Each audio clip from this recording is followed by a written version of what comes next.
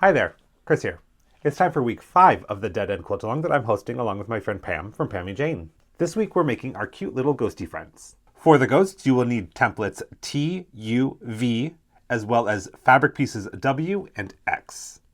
Alrighty, for this week's tip we're going to talk about working with really small strips. Now once we have the bodies of the ghosts assembled, we need to add a strip onto each side, and the pattern calls for you to cut it at 3/4 of an inch. That's pretty small.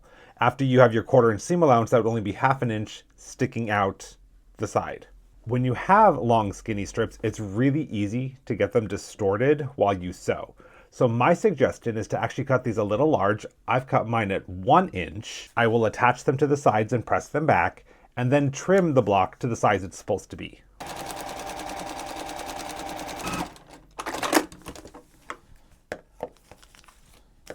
And now that those are sewn on and pressed, we can trim these down to 5 inches wide.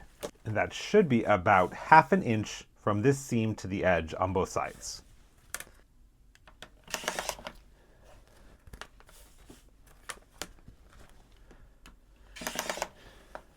And now that those are trimmed to the correct width, we can add on the top piece.